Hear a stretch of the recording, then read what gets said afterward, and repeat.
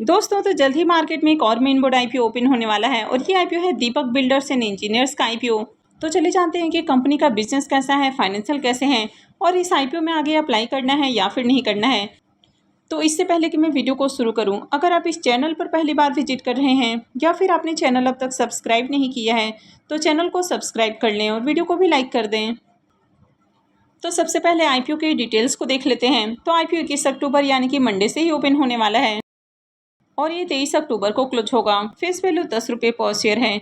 Booking price 203 है और IPO में 73 शेयर्स का लॉट होने वाला है। आईपीओ के साइज को देखें तो आईपीओ 260.04 करोड़ का है, यानी कि काफ़ी छोटा आईपीओ है ये। और ये जिसमें 217.21 करोड़ के फ्रेश इशू हैं और 42.83 करोड़ का ऑफर फॉर सेल रखा गया है। और ये मेन बोर्ड आईपीओ है, कंपनी बीएससी और एनएससी के ऊपर लिस्ट होने वाली है। इस आईपीओ में रिजर्वेशन पोर्शन को देखें तो क्यूआईबीज के लिए 50% का पोर्शन है, रिटेलर्स के लिए 35% और एचएनआईज के लिए 15% का पोर्शन होने वाला है। अब आईपीओ मंडे से ओपन होने वाला है, तो फ्राइडे को आईपीओ एंकर इन्वेस्टर्स के लिए ओपन हो जाएगा, यानी कि कल ही आईपीओ एंकर इन्वेस्टर्स के लिए ओपन हो जाएगा। कंपनी के बिजनेस के बारे में बात करें तो कंपनी 2017 में इनकॉर्पोरेट हुई है और ये एक कंस्ट्रक्शन कंपनी है। तो कंपनी काफ़ी अलग अलग तरह के कंस्ट्रक्शन प्रोजेक्ट में एंगेज देखने को मिल जाती है। तो company administrative, institutional, industrial building, hospital, stadium, residential complexes और भी काफ़ी अलग अलग तरह के कंस्ट्रक्शन एक्टिविटीज़ के अंदर एंगेज देखने को मिल जाती है।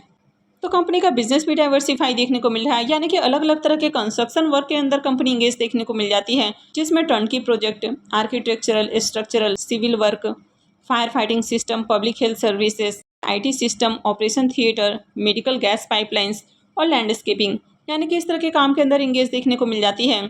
तो कंपनी के बिजनेस को 3 कैटेगरीज में डिवाइड किया जा सकता है। तो सबसे पहला है कंस्ट्रक्शन प्रोजेक्ट, सेकेंड हो जाता है इंफ्रास्ट्रक्चर प्रोजेक्ट और थर्ड हो जाता है सेल ऑफ प्रोजेक्ट। तो कंपनी के बिजनेस को देखें तो कंपनी इंडिया के 4 स्टेट और 2 यूनियन टेरिटरीज के अंदर अपना बिजनेस करती है। तो इसमें पंजाब, हरियाणा, राजस्थान, उत्तराखंड, चंडीगढ़ और दिल्ली देखने को मिल जाता है। तो कंपनी के अगर ऑनगोइंग प्रोजेक्ट की बात करें तो कंपनी फिलहाल 12 प्रोजेक्ट मैनेज कर रही है, जिसमें से 7 इनके ईपीसी प्रोजेक्ट हैं और 5 इनके rate percentage rate contract project हैं, यानी कि जहां पर परसेंटेज के हिसाब से काम किया जाता है।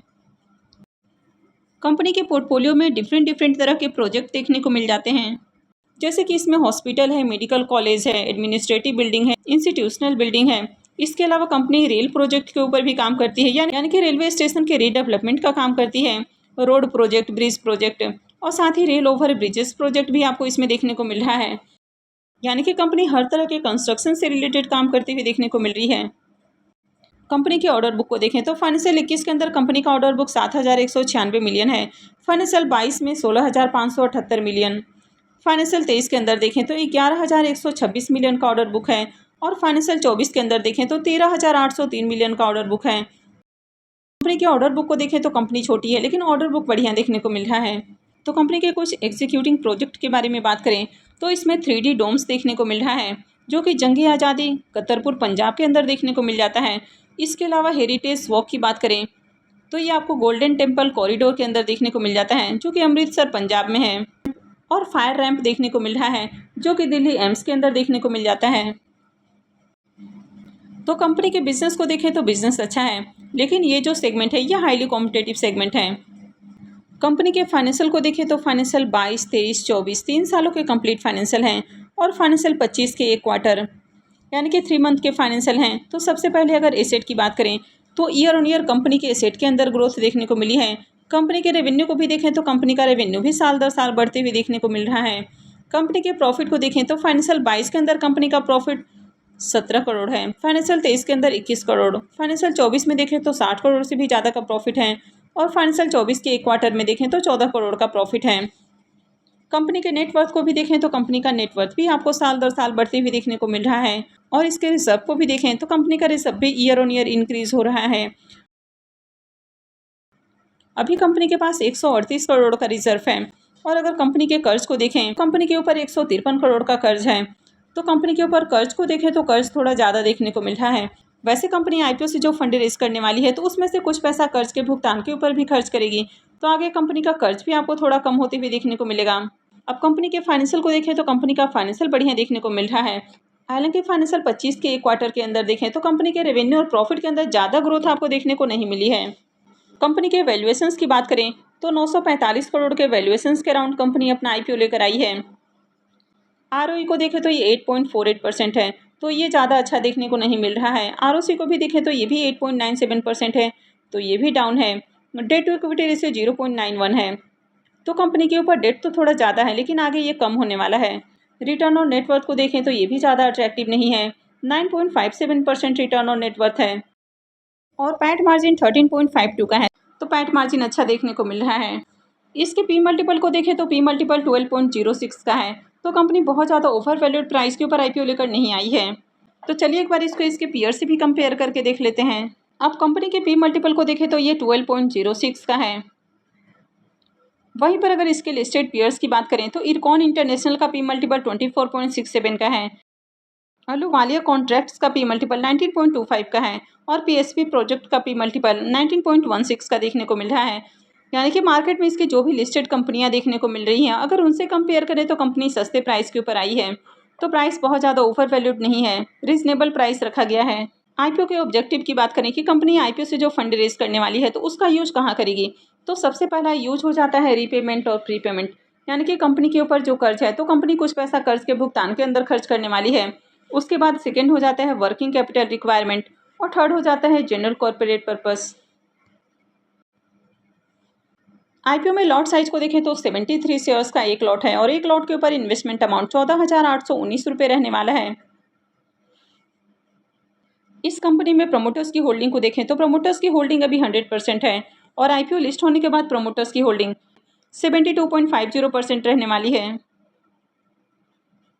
अब इस आईपीओ के प्रीमियम को देखें तो इसके प्रीमियम के अंदर भी लगातार जंप देखने को मिली है।